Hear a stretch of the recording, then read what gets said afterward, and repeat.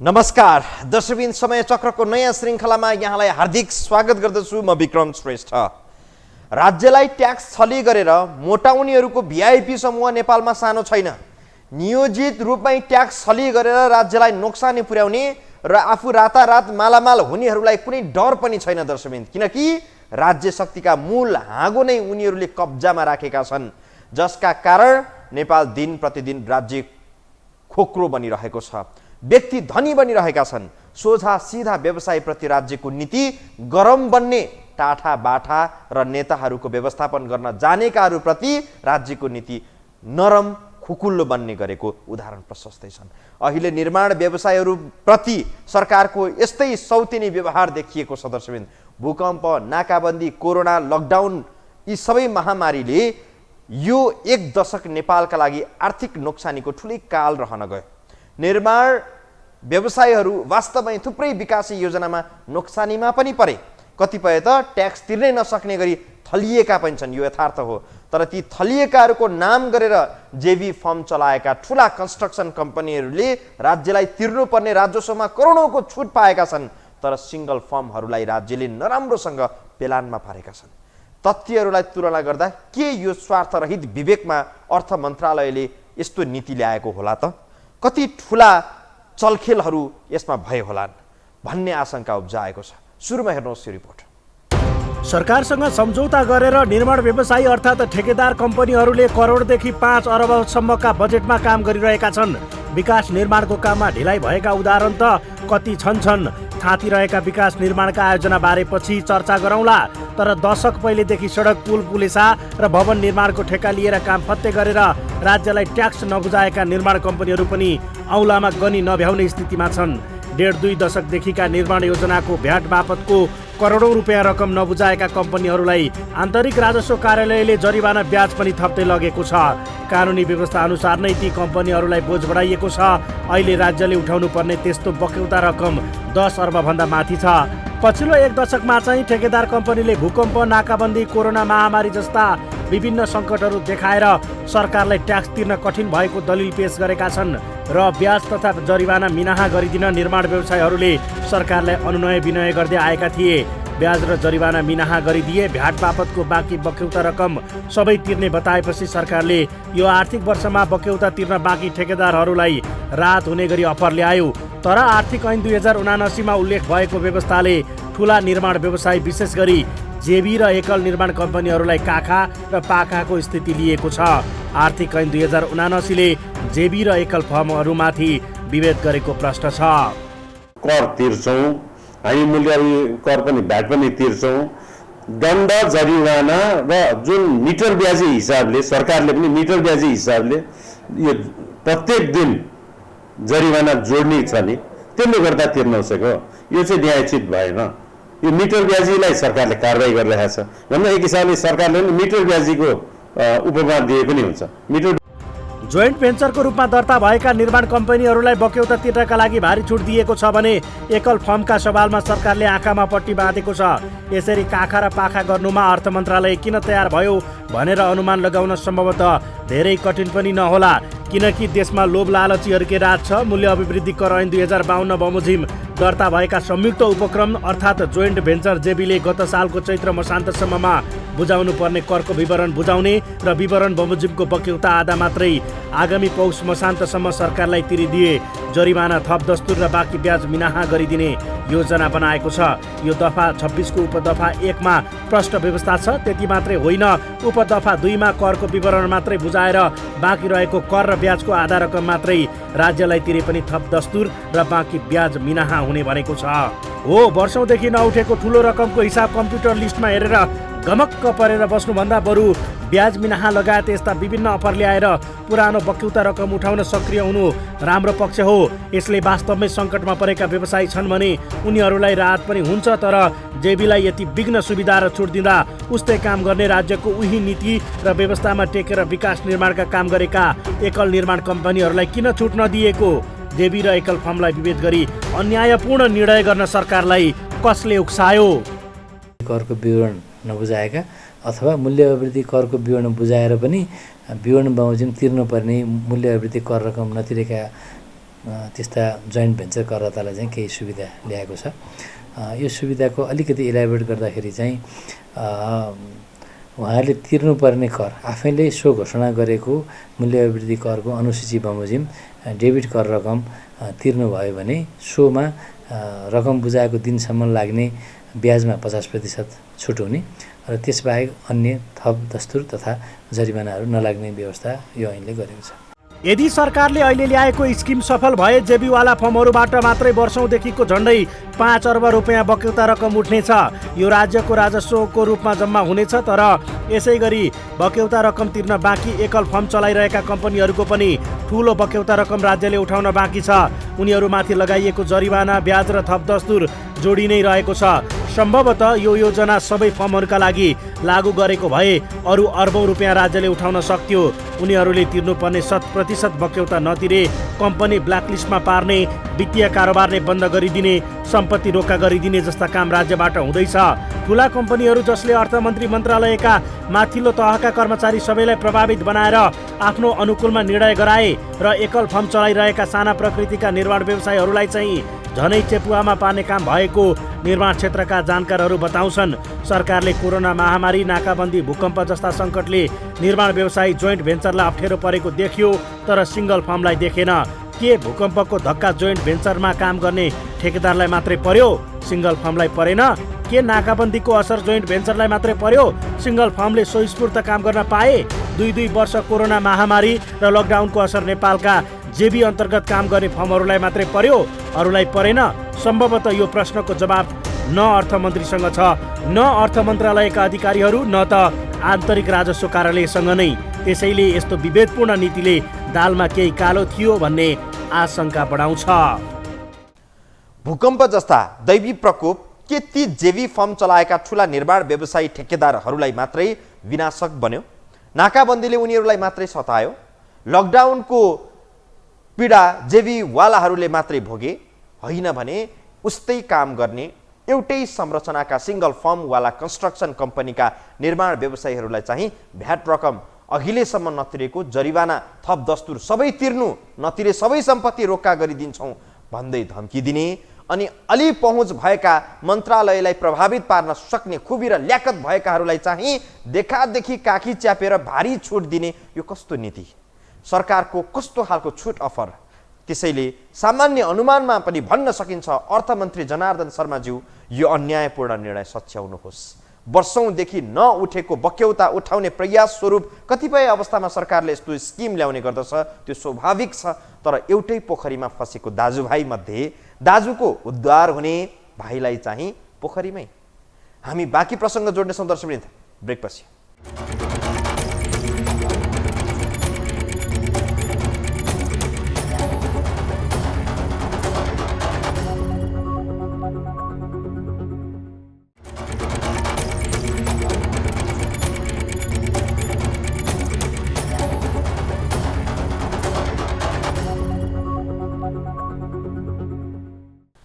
नेपालमा ठुला घरानाका उद्योगी, व्यवसायी र ठेकेदारहरूले कसरी नीतिमै कलम घुमाउँछन् र आफ्नो डालोमा सोली तेर्स्याउँछन् भन्ने त छरपष्टै छ। नत्र विनोद चौधरी कसरी नेपालकै नम्बर 1 उद्योगपति बन्थे? सबै थोक हुँदा पनि किन सांसद नै हुनु पर्थ्यो? ठुला ठुला ठेकेदारहरू किन राजनीतिमै हाम फाल्थे, सांसद बन्थे? जेबी फर्म चलाउने अधिकांशले नेपालको राजनीति र प्रशासनलाई मुठ्ठीमा राख्न सफल भएका छन्। त्यसैले आर्थिक ऐन 2079 नै आफ्नो अनुकूलमा बनाए, राज्यलाई तिर्ने करोडौं रुपैयाँ राजस्व छुट गराउन सफल भए। तर अलि मझौला किसिमका सिङ्गल फर्महरूलाई थाहा पत्तो नदिई चुक्कुल लगाइदिए। के भन्छन् निर्माण व्यवसायी महासंघ र आन्तरिक राजस्व विभाग? हेरौँ यो रिपोर्टमा। देशभर निर्माण व्यवसायीहरूको फर्मको सङ्ख्या 17,000 भन्दा बढी छ। जोइन्ट भेन्चरमा दर्ता भएर सञ्चालन भएका फर्महरू करिब 5,000 वटा छन्।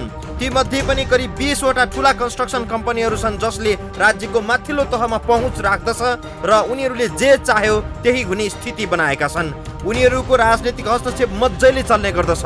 कतिपय त सांसद र मन्त्री नै भइसकेका छन्। उनीहरूको समूहमा रहेका निर्माण व्यवसायीहरूले आफूहरूलाई मात्रै अनुकूल हुने गरी आफ्नो फर्मलाई कालो सूचीमा पर्नबाट जोगाउने गरी बक्यौता तिर्न छुटको भारी व्यवस्था मिलाएको आरोप लागेको छ।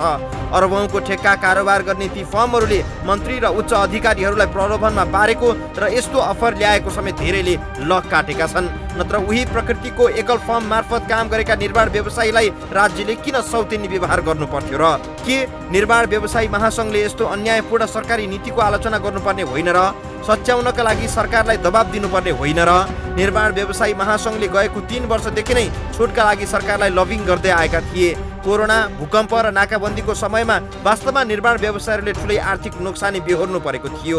अर्थमन्त्री युवराज खतिवडा हुँदा निर्माण व्यवसायीहरूको आवाजलाई सम्बोधन नगरे पनि अर्थमन्त्रीमा जनार्दन शर्मा आएपछि उनीहरूको माग सम्बोधन गर्ने प्रयास गरेका थिए। तर मनमौजी तरिकाले आफूलाई खुसी बनाएकाहरूलाई माया गर्ने र अरूलाई बेवास्ता गर्ने प्रकृतिको बजेट वक्तव्यले आश्चर्यमा पारेको छ।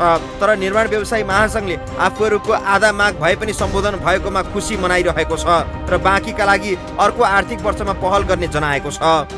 भूकम्पको कारणले, विगतमा भएको माओवादी द्वन्द्वको कारणले, त्यसपछि आएर मधेस आन्दोलनको कारणले र त्यसपछि आएर कोभिडको कारणले, विविध कारणले देशमा निर्माण व्यवसायहरू चाहिँ समस्यामा छन्। निर्माण व्यवसाय नै हो पहिलो जुन चाहिँ कुनै पनि घटना घट्यो भने सबभन्दा पहिला प्रभावित हुने समुदाय भने निर्माण उद्योगी नै हो। मतलब विविध कारणले निर्माण उद्योगीहरू पीडामा छन्। निर्माण उद्योगीहरूले चाहेर पनि सरकारलाई कर तिर्न सकेको छैन। त्यही भएर म पुनः अब आउने बजेटमा सरकारलाई यो एकल फर्मलाई पनि यो सुविधा प्रदान गर्ने र आयकरतर्फ पनि यस्तै किसिमको प्याकेज ल्याइदिन म अनुरोध गर्न चाहन्छु। आन्तरिक राजस्व विभागले पनि यसपटक आर्थिक ऐनमा अन्यायपूर्ण व्यवस्था भएको स्वीकार गरेको छ। विभागका निर्देशक राजु प्रसाद प्याकुरेलले अर्थ मन्त्रालयको बचाउ गर्दै यो नियमित सरकारी स्किम भएको र निश्चित फर्महरूलाई पेल्ने सरकारको कुनै नियोजित योजना नभएको दाबी गरेका छन्। आगामी आर्थिक वर्षका लागि फरक योजना ल्याउँदा यस्ता विषय समावेश गरिने निर्देशक प्याकुरेलले बताएका छन्। यो घोषणा हुनुभन्दा अगाडि केही अध्ययन पक्कै भएको थियो। त्यो अध्ययनले चाहिँ यो खालको करदातालाई केही मर्का परेका छ, यिनीहरूलाई केही समस्यामा छन्, यिनीहरूलाई राहत दिन पर्ने भनेर अवस्था अनुसारले ल्याएको मैले बुझेको छु। जो जता जसरी प्रभावित भएर यो अफर ल्याए पनि भदौ अन्तिम सातामा आइपुग्दासम्म कुनै पनि निर्माण व्यवसायीहरू आन्तरिक राजस्व विभाग वा कार्यालयमा छुटको सुविधा लिन पुगेका छैनन्। विडम्बना, विभागले समेत ताकेता गर्ने कुनै योजना बनाएको देखिन्न। यति विघ्न सुविधा राज्यले दिँदा पनि बक्यौता रकम नतिरे जेबी फर्म चलाएर राज्यको अर्बौं बजेट खेलाएका ठेकेदारहरूलाई हदैसम्मको कारबाही जरुरी छ। सरकारको ढड्डामा अझै 10औं अरब रुपैयाँ राजस्व उठाउन बाँकी छ। निर्माण कम्पनी मात्रै होइन, अरू थुप्रै कम्पनीहरूले करोडौंको राजस्व सरकारलाई वर्षौंदेखि बुझाएका छैनन्। कतिको नियोजित मानसिकता होला, कतिपय वास्तवमै परिस्थितिको बन्धनमा पनि परे होलान्। ढड्डामा 10औं अरब उठाउन बाँकी रहेको हिसाब हेरेर दङ्ग पर्नुभन्दा केही छुट दिएर राजस्व उठाउन यस्तो योजना ल्याउनु राम्रो पक्ष हो। तर कुनै निश्चित व्यक्ति र समूहलाई मात्रै लाभ हुने गरी गरिएको छुटको व्यवस्था अर्थ मन्त्रालयले सच्याउन जरुरी छ। यस्तै लाभ र हानिको लेखाजोखा गरेर राजस्व विभागहरूमा हुने चलखेल र फुटबल बनाइएका डिजीहरूको अवस्था केलाउने सम्प्रेकपछि